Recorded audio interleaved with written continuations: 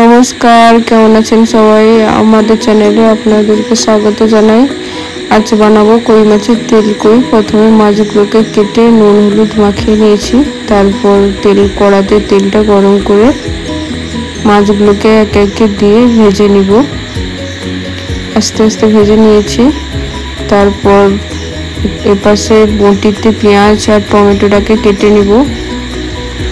ভিডিওটি যদি ভালো লাগে আমাদেরকে একটু সাপোর্ট করবেন, পাশে থাকবেন, সাবস্ক্রাইব, লাইক, কমেন্ট, শেয়ার করবেন। এপাশে মা উনানে পুঁই শাকের তরকারিটা বসিয়েছে। আমি এখানে রান্নাটা করছি। কই মাছগুলো ভাজা হয়ে গেছে, এবার নামিয়ে নেব। নামিয়ে নেওয়ার পর ওই তেলে আর একটু তেল দিয়ে গরম মশলা, শুকনো লঙ্কা, তেজপাতা আর তার আগে অল্প একটু চিনি দিয়ে, চিনিটা একটু লাল লাল হয়ে গেলে ওগুলো সবগুলো দিয়ে পেঁয়াজটা দিয়ে দেব। পেঁয়াজটা দিয়ে ও হালকা করে আস্তে করে নাড়াচাড়া করতেই থাকবো যতক্ষণ না লাল বাদামি কালার হয়ে যায়। বাদামি কালার হয়ে গেলে তার মধ্যে আদা রসুন অ্যাড করে দেব। আপনারাও ঘরে এই রেসিপিটা বানাবেন, অল্প সময়ের মধ্যে খেতে খুব সুন্দর টেস্ট হয়।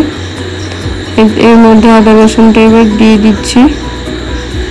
আদা রসুনটা দিয়ে একটু নাড়াচাড়া করব যাতে আদাটার গন্ধটা একটু কি বলবো কমে যায়। তার মধ্যে টমেটো অ্যাড করব। জানেন এই কই মাছগুলো বৃষ্টিতে ধরা হয়েছিল, পুকুর থেকে উঠেছিল। কত কই মাছ উঠেছিল, এক একটা করে ধরেছি, আর অনেকগুলো আবার জলে চলে গেছে।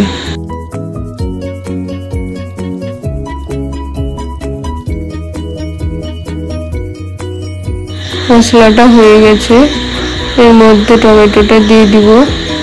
টমেটোটা দেওয়ার পর একটু নাড়াচাড়া করব। তারপর পরিমাণ মতো লবণ দিব। লবণটা দেওয়ার পর আবার একটু নাড়াচাড়া করব।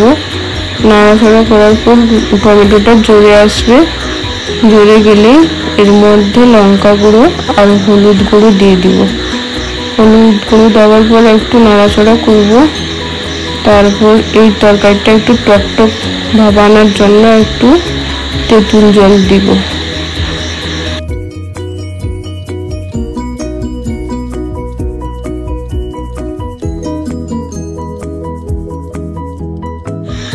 তেঁতুল জলটা দেওয়ার পর মশলাটাকে ভালোভাবে কষে নিব। কষে নেওয়ার পর একটু জল দিয়ে দিব, পরিমাণ মতো একটু জল দিব। জল দেওয়ার পর ভালো করে ফুটিয়ে নিব।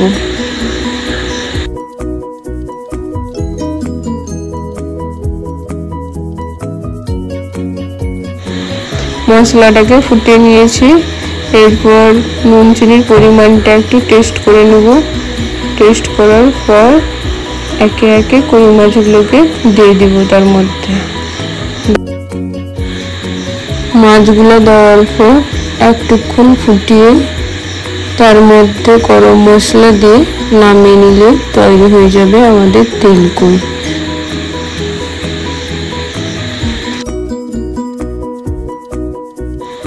এই রেসিপিটা ভালো লাগলে আপনারা বাড়িতে একবার ট্রাই করবেন। আর ভিডিওটি ভালো লাগলে অবশ্যই সাবস্ক্রাইব, লাইক, কমেন্ট, শেয়ার করবেন এবং আমাদের পাশে থাকবেন। দেখা হচ্ছে এরকম নতুন একটা ব্লগে।